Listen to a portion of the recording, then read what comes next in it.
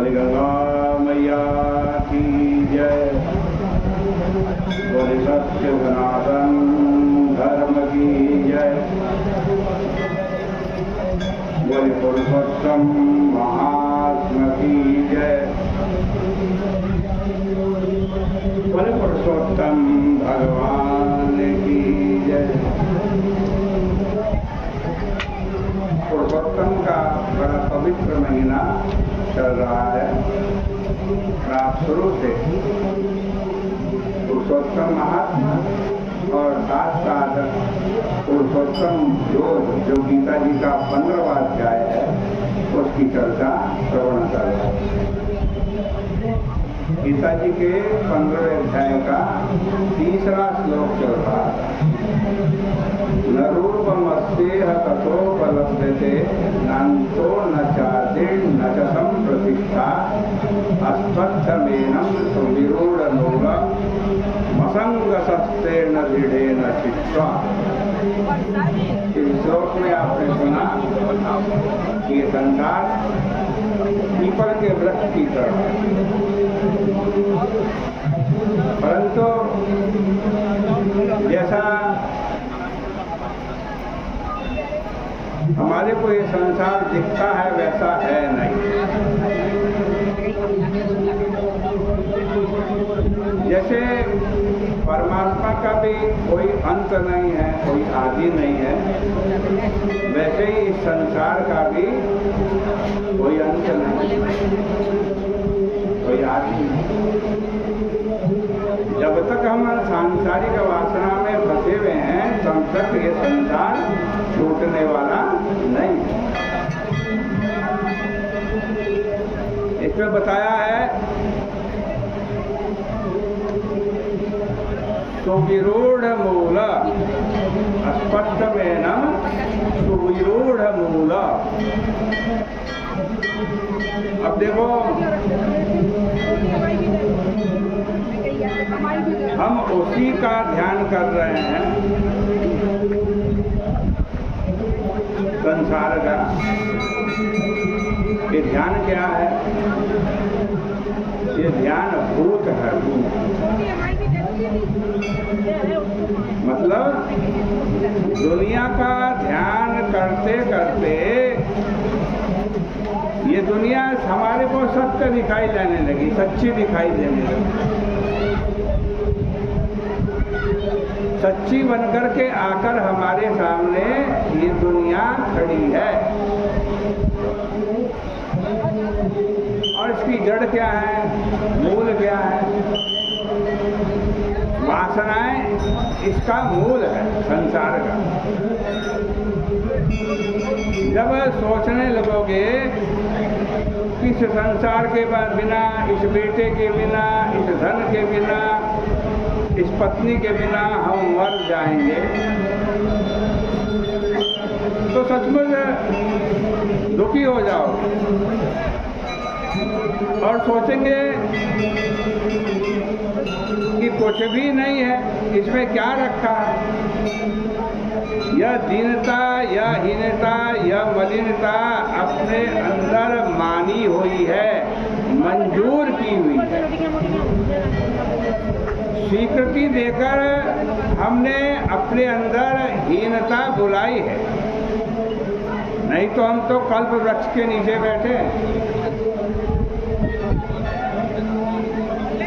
कल मैं कह रहा था एक व्यक्ति घूमते घूमते कल्प वृक्ष के नीचे आ गए। उसको बड़ा गर्मी लग रही थी, पसीना हो आ रहा था, भूख प्यास लगी हुई थी, बड़ा व्याकुल था, पर कल्प वृक्ष को पहचानता नहीं था। माँ उसने सोचा अरे ठंडी ठंडी हवा बहे तो कितना अच्छा होगा, इतना सोचते ही हो तो कल्प वृक्ष था, ठंडी ठंडी हवा वहाँ बहने लगी। उसके मन में आया कि यहाँ कोई सरोवर होता तो मैं उसमें स्नान कर लेता। सरोवर प्रकट हो गया। उसने सोचा कि कुछ मिश्री मेवा खाया जाए, बड़ी भूख लग रही है। तो पूरियों की पूरियां बरसने लगी। उसने पूछा ये क्या हो रहा है, यहाँ कोई भूत तो नहीं है? तो झट भूत भी सामने आकर के खड़ा हो गया और डर गया कि हमारे ऊपर ये चढ़ ना बैठे। तो भूत उसके ऊपर चढ़ भी बैठा।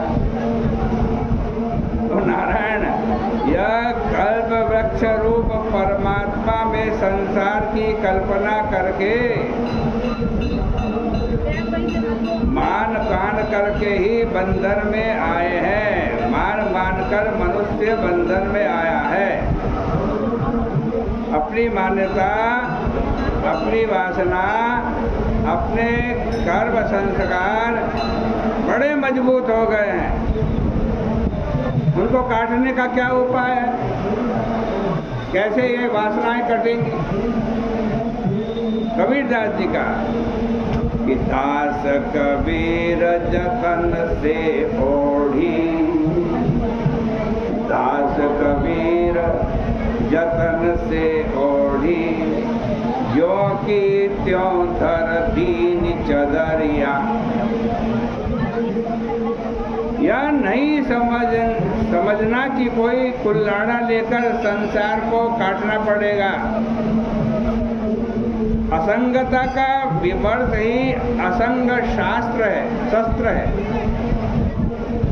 यह जो आत्मा है यह हड्डी मांस चमड़ी की बनी हुई नहीं है, इंद्रियों की बनी हुई नहीं है, मनोवृत्तियां का बना हुआ ये आत्मा नहीं है। ये आत्मा तो दृष्टा है, साक्षी है। इसकी असंगता का जो विमर्श है, असंगता का विवेक है, असंगता का ज्ञान है कि अरे भाई तुम ईश्वर के अंश होकर छोटी छोटी चीजों में फंसे हैं, अपने बाप का नाम बदनाम करते हो। गांधी जी का एक बेटा था, वह 2-2 रुपये आकर के मांगता था। बीच में कभी मुसलमान हुआ, कभी हिंदू हुआ, कभी शराबी हो गया। तो यह क्या हुआ? पाप की बदनामी हुई या नहीं हुई? तो भाई नारायण ईश्वर के बेटे होकर तुम किसके बेटे हो? नारायण के बेटे, ईश्वर के बेटे। उसके बेटे होकर ईश्वर के सखा भी हो तुम, जैसे अर्जुन है, उसके सखा होकर, ईश्वर के अंश होकर, ईश्वर के प्यारे होकर यदि तुम संसार की छोटी छोटी चीजों में आसक्त हो जाओगे तो यह क्या हमारे पिता के अनुरूप है? उस परमात्मा के अनुरूप है? हमारे सखा के अनुरूप है क्या? क्या ये हमारे पति के अनुरूप है? नहीं नहीं, बिल्कुल नहीं, उसके खिलाफ है। इसीलिए कहा है कि असंग शस्त्रेण दृढ़ेन छित्त्वा। और यदि आपने अपने आप को क्या जानो? ईश्वर जैसा असंग जानो। सृष्टि स्थिति प्रलय में ईश्वर असंग है। तो जैसा सिंधु वैसा ही बिंदु। जैसे गंगा जल बह रहा ना पूरा, ये लोटे में गंगा जल ले लिया, उसमें इसमें फर्क थोड़ी ना। तो गंगा जल कौन है? गंगा कौन है? बहती भी वो ईश्वर है, हम उसका जल है, उसी के अंश है।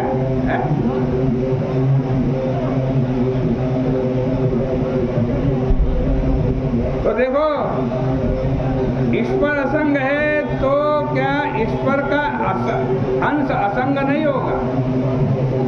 ईश्वर का अंश भी असंग है। तो अपनी असंगता को जानो, देह में अभिमान मत करो, देह के संबंधियों में ममता मत करो, संसार के विषयों में वासना मत करो।